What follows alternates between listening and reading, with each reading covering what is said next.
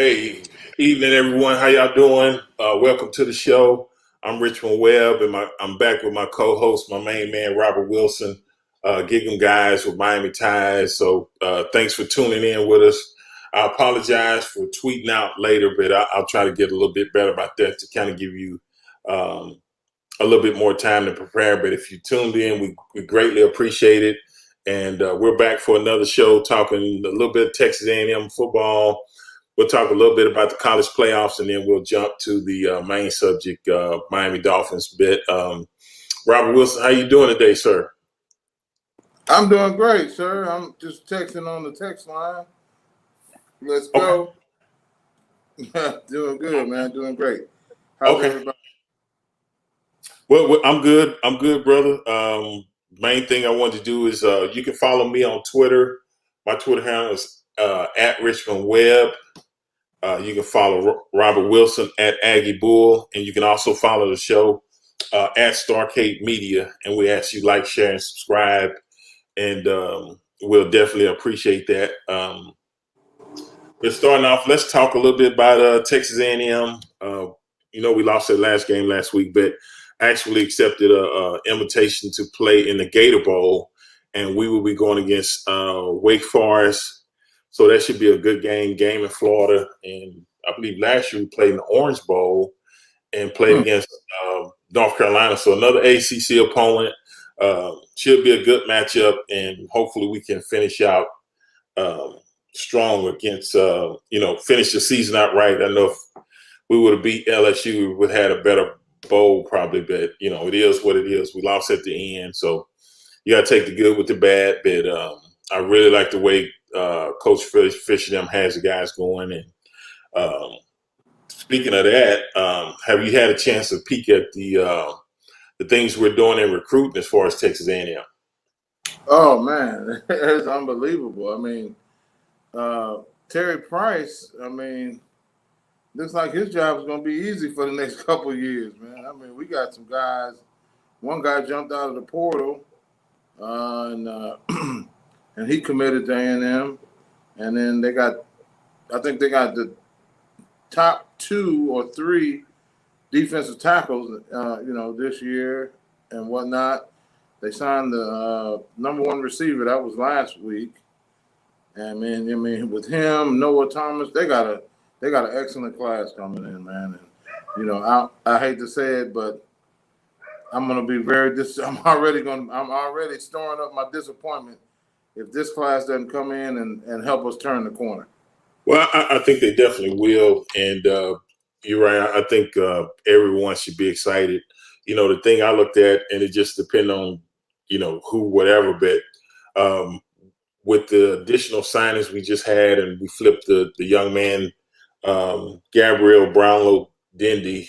He was actually a defensive lineman that was going to Oklahoma, but with the coaching change and all that, he decommitted and committed to Texas A&M. So with him and Mark, I think that's Naboo, out of Washington, offensive lineman.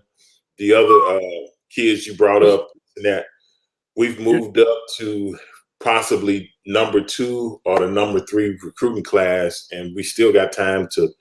We might even have an opportunity to squeeze that number 1 spot, but to be number 2 or 3 is outstanding. And I think last year we finished up with the number 8 recruiting class, so that's a huge leap for the program. Man, one thing that jumped out about this class is the size of the offensive linemen. They went and got some, 6'7", 6'4", 330, 6'6", 320. I mean, it's getting back to the old school when it was you and Matt McCall. You know what I mean? That's way back in the day. So yeah. Remember what was his name? He was 6'9". Our offensive lineman.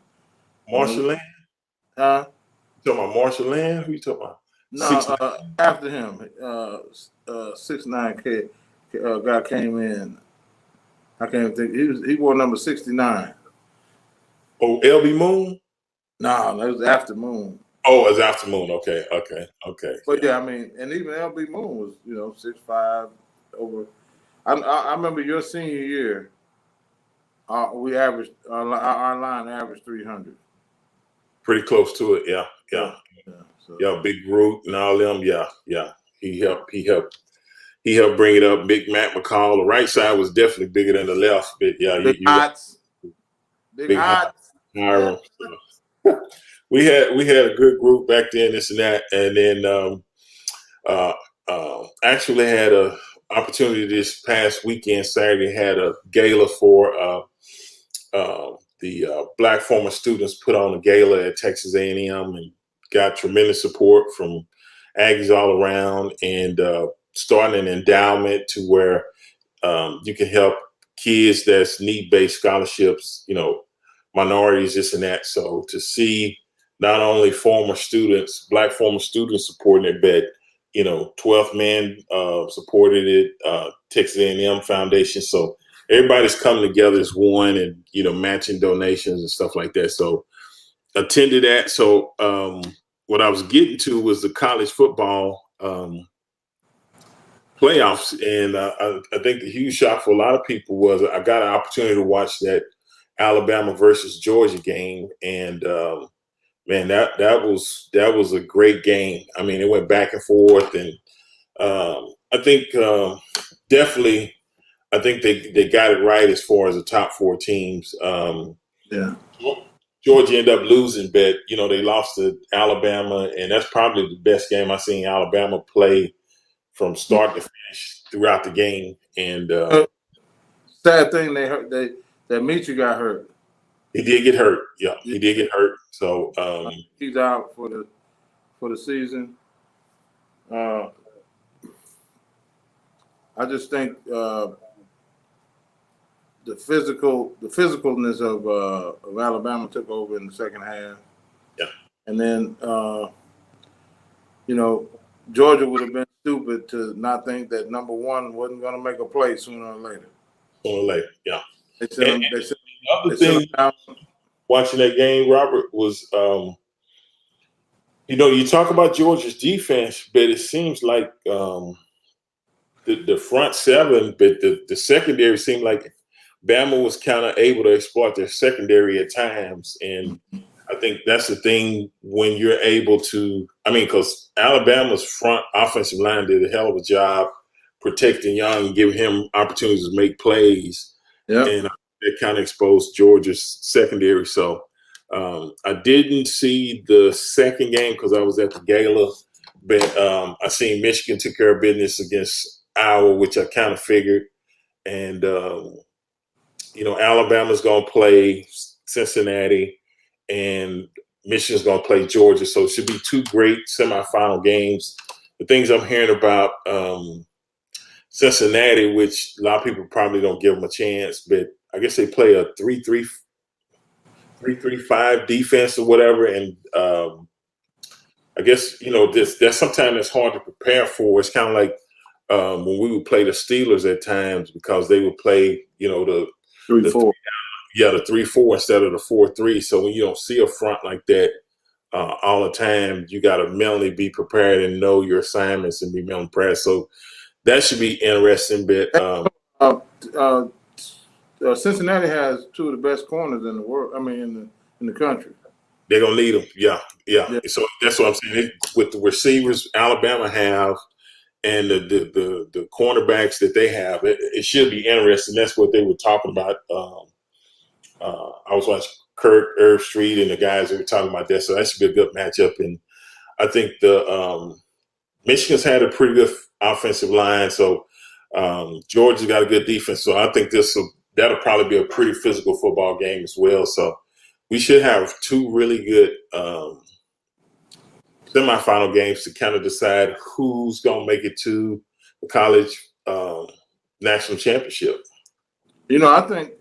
I think we should do a set a level out here as far as who do you think is the scariest team that might not be on everybody's radar? And for me, that's Michigan. Okay. Because they're going to run the ball. They're going to run it. And if you don't believe me, ask Ohio State. I watched the game, and they just physically, that's what they just kept pounding on them. So that's what you got to expect. And if you can't stop it, they're gonna keep coming at you. So yeah, I agree. So it should be a great battle up front between Georgia's defensive line and Michigan's offensive line. So Michigan has a defensive end that's pretty good, puts pressure on the quarterback as well. I watched him against Ohio State.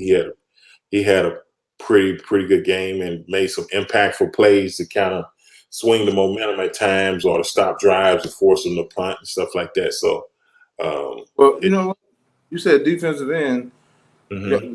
Got a little breaking news on that. The defensive end from Oregon is going in the draft. Oh, really? Number 1 pick, yes, sir. He's coming out. So that was just a little threw that in there for breaking news while you were talking about defensive ends.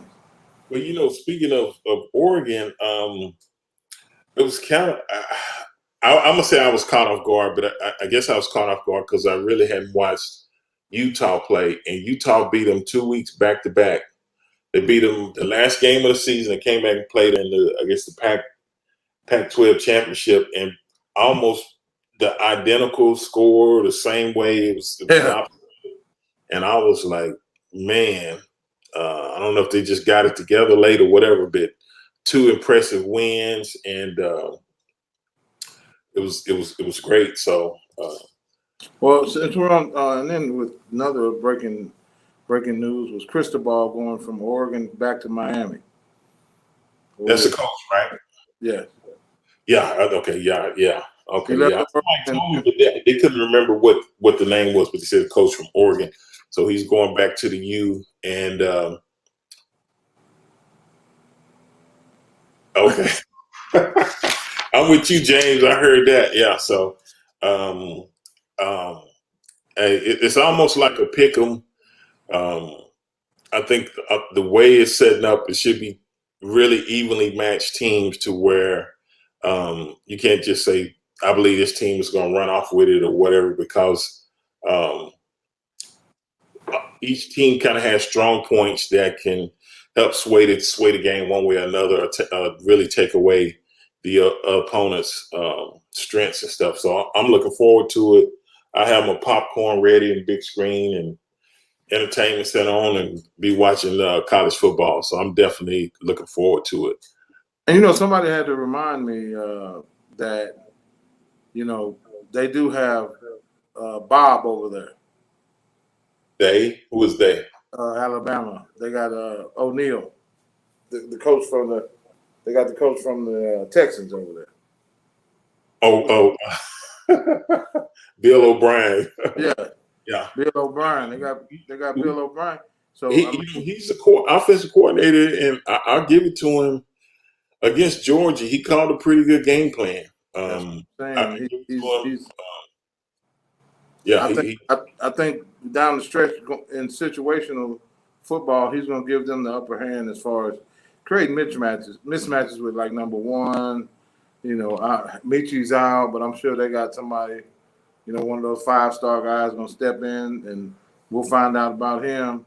He'll probably catch a couple touchdowns, because they didn't prepare for him. But next man up, and it's hard to prepare for him when you don't get a lot of film on the guy, and then you're like, okay, what does he do? This and that, blah blah blah, and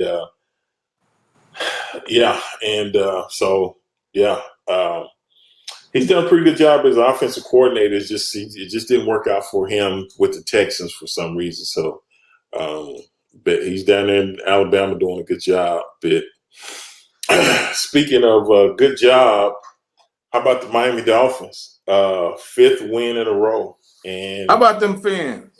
Man, you know what? It's good, Robert. And I'm telling you, this last month or plus or whatever has been really good. And I hear some people say, well, they look and say they really hadn't beaten anybody, but week in and week out in the NFL, if you don't prepare and you don't go out and play and execute, you can't look at a team's record and say, oh, you should beat them, this and that. If you go by the record, because tell that to our boy Aaron Glenn and the damn Lions.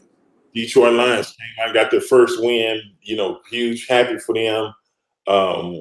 And to have they're like 1-10. So for the Dolphins to have 7 losses in a row, and now they went on a string of 5 wins in a row. It's just for your morale, your mentality, all that, man. You just feel so much better.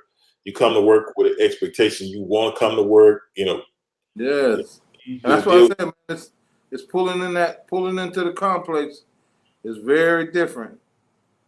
It's a huge difference. That's when your professionalism has to come out, man, because you pull in that gate and you go into meetings, and then if the coach decides, if you lost, and the coach decides to watch that film, you got to go through that. You're gonna automatically remember every misstep you took.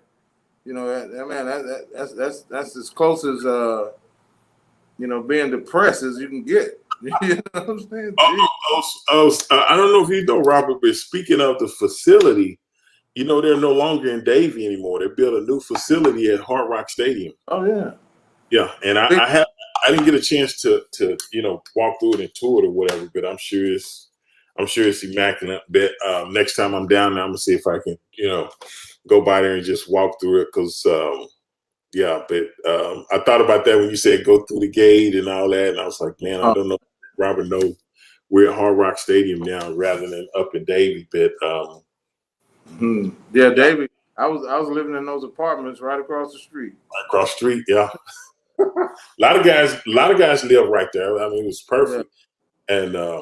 And played the Giants 20-9, and I was a little concerned about that game. And the only reason I was concerned about the game was it was the game right before the bye week, and a lot of times for me that's a trap game, because you got that bye week the next week after, and a lot of guys be trying to set up travel arrangements, what they're going to be doing in the bye week. So you can be focused, but you can kind of lose focus where you're not just tuned all the way in. So when we were able to pull that game out and go into the bye week with 5 wins, give us an opportunity to kind of rest up, and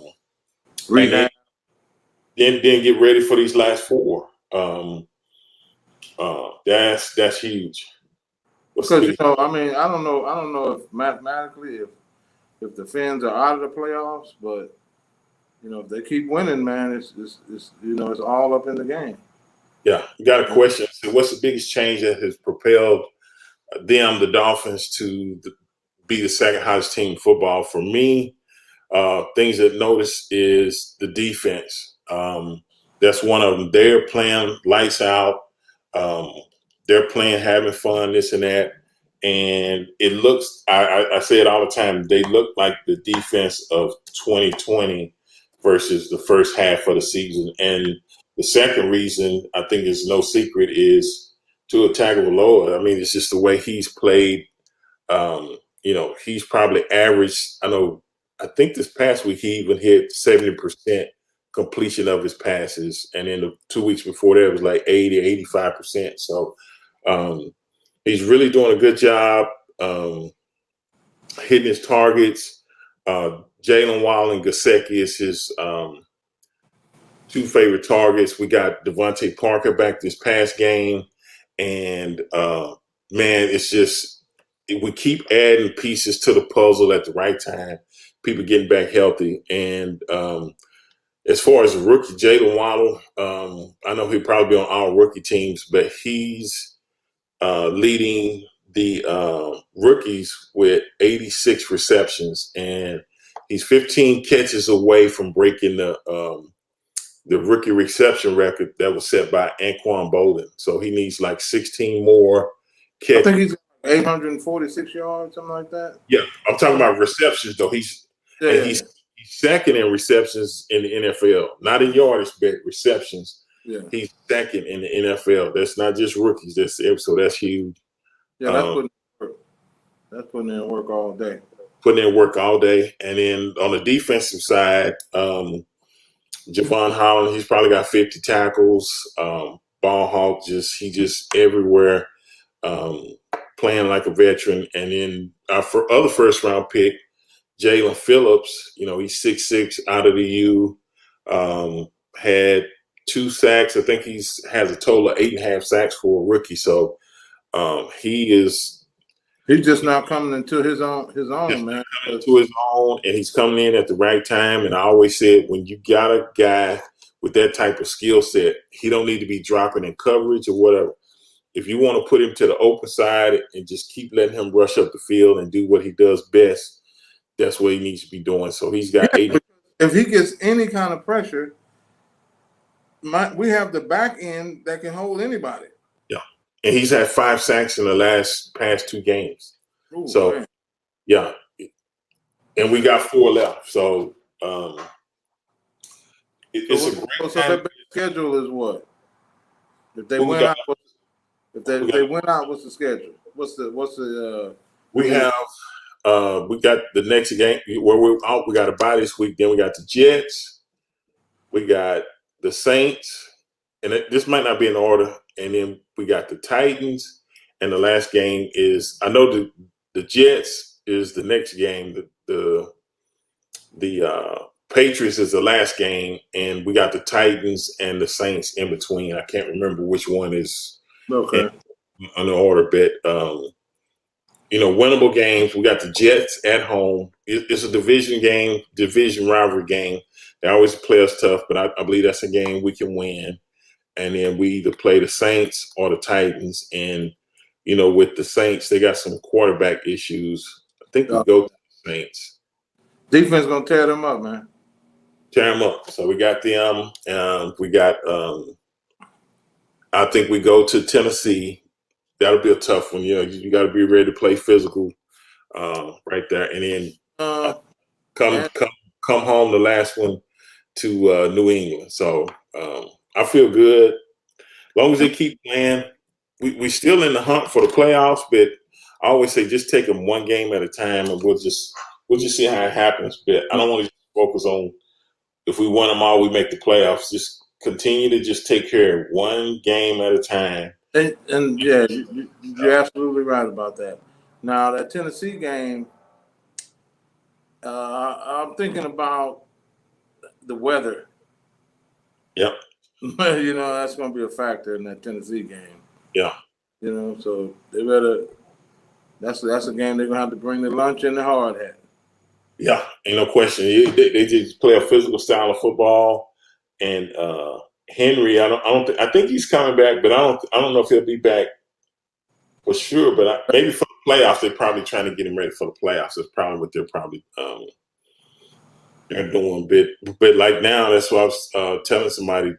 At this time in the season, you've pretty much shown everything you got. You just got to go out and execute. And it's not, most of the time, it's not going to be blowouts unless teams are just not focused or you get an injury here or there. But you got to be able to, dig your cleats in. You change the formation here or there. But what you're going to do is who wants it the best and who can go out and execute it, and who wants it the badness. So let me run through a couple of stats. We Dolphins had total yards of 297 yards. Giants had 250.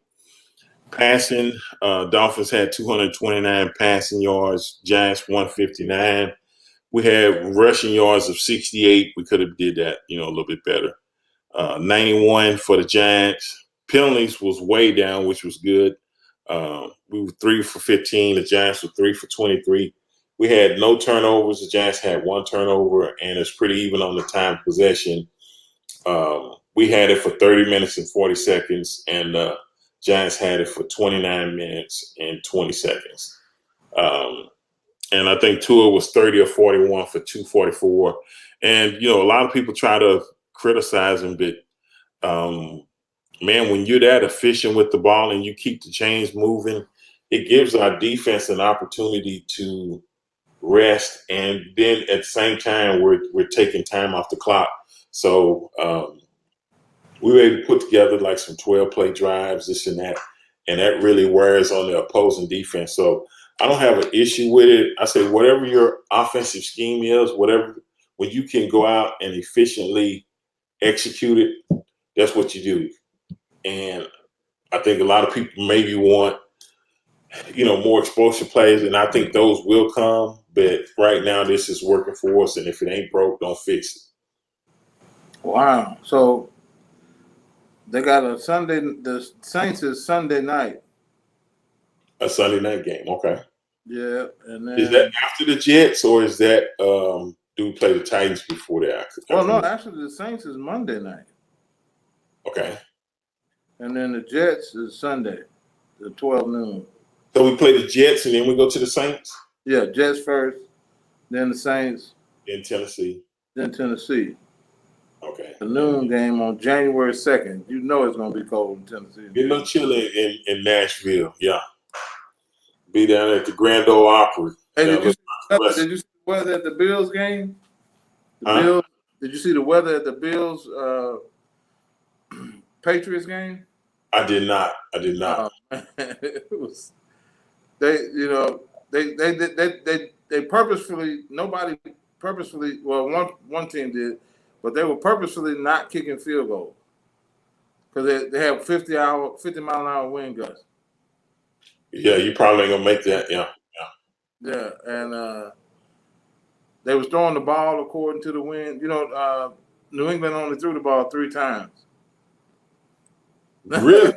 Yes, and won the game. Wow. Yeah, three pass attempts. And the thing about that is, Buffalo started out red hot. They were one of the teams that were projected to possibly compete for the Super Bowl. So now I think they have 5 losses, and Yeah. New England took over the lead as far as in the division. So I think that's got to be pretty frustrating for them. So, but hey, that's for them to figure out. But wow, 55-mile-an-hour winds. That's crazy. Great. That's got to be a little chilly too. That wind chill. That's man, that through you like that. My goodness. It was 30. I think it was 23 degrees. It felt like 19.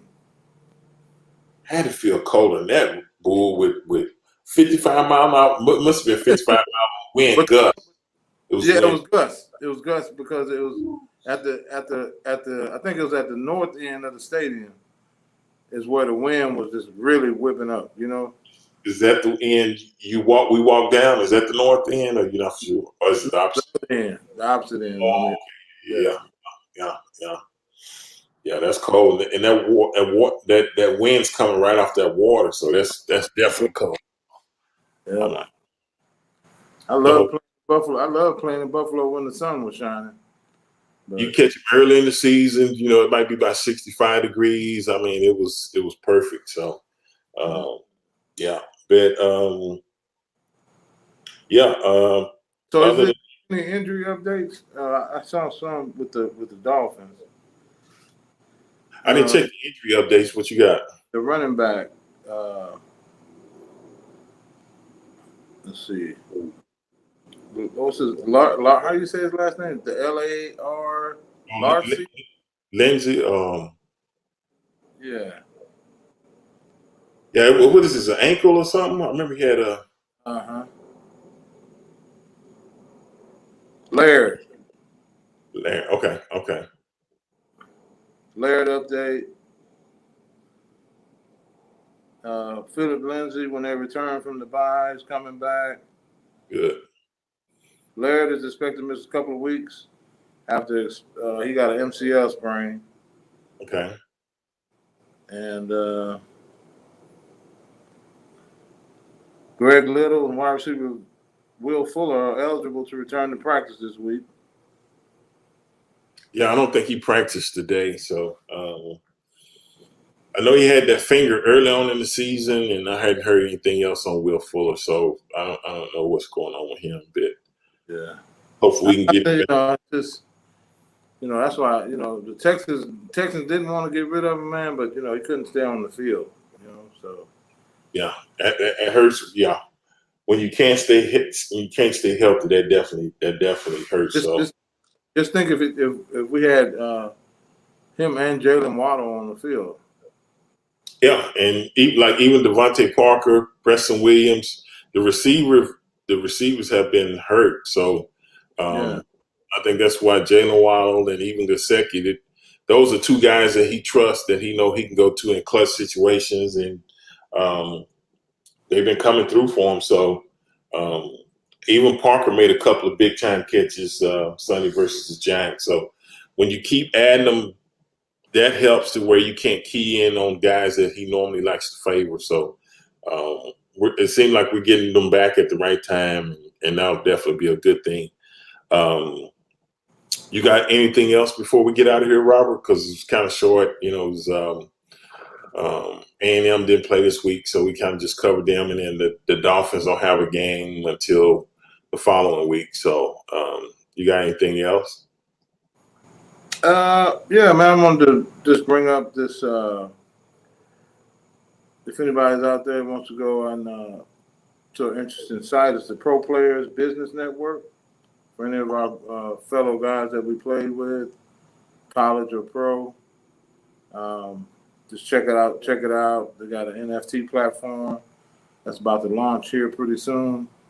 It's great. It's putting the players. It's a FUBU approach to NFTs. Okay. It's for the players, by the players. Okay. We my good friend, Patrick Bates. Yep. Brad Leggett. Those two guys are heading this up, and then we're going to end up doing a deal with Casper, on the blockchain. Okay. So that's where we're at with that. But and other than that, man, just follow StarcadeMedia.com, James Howell Sports, YouTube, at James Howell Sports on. Yeah, James House, Chief Sports Talk on YouTube. Yeah, so that's how man always helps us out with the show, and yeah, great show. Talk Kansas City Chiefs football, but if you need knowledge as far as the game, it's a great show to go and watch. And on YouTube is James Howell Chief Talk. But definitely go check him out. This and that, and like, share, and subscribe. And like I said, it was kind of a short week, but we appreciate y'all jumping on with us. This and that, and we will be back next week, and we'll do a little preparation for the Jets. So we'll be talking Jets, Dolphins. That'll be the upcoming game. But hopefully we get a few more players back and we get ready for this last four games we got to play. I guess we got a question. Is Tua the guy? Do they still look to get one of the biggest names off? For me, Tua is the guy. I think what he's proven is, the way his accuracy, the way he's been a leader, even in this 5-game winning streak.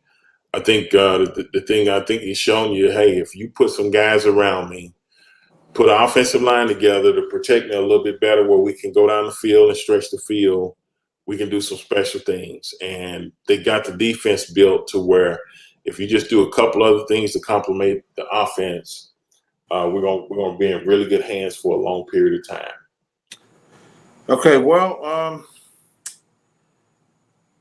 there's a reason why Deshaun Watson is not on the commissioner's list. I think that they are protecting him. I think that they are protecting him because they don't want to take the PR hit that his situation presents right now.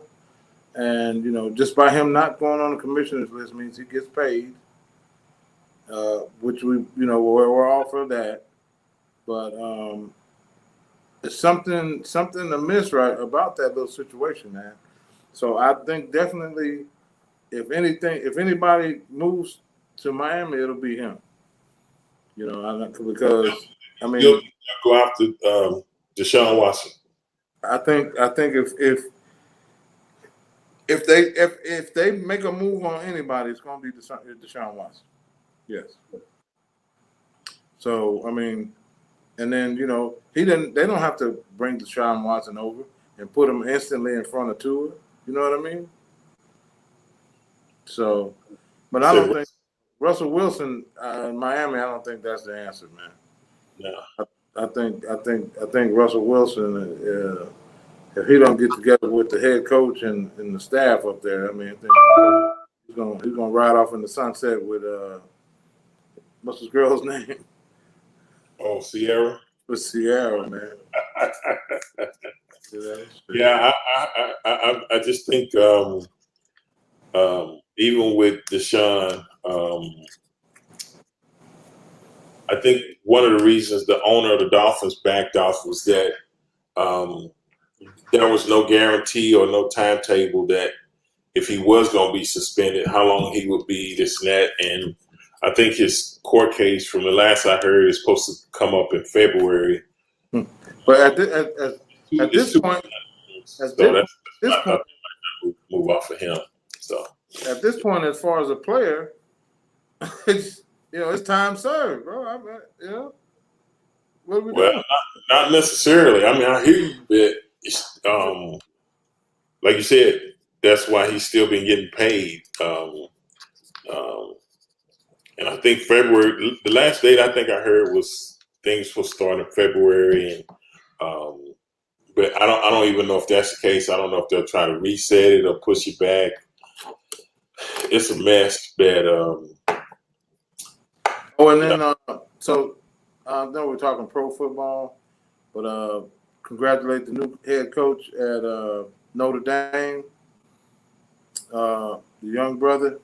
They gave him a shot, and hopefully, he has everybody behind him that needs to be behind him. And they'll give him a real shot at continuing to build a great program at Notre Dame.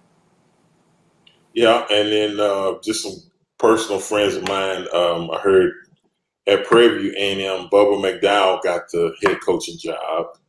And then Eddie Robinson, he was a linebacker with the Tennessee Titans. He's the head coach at Alabama A&M or Alabama State.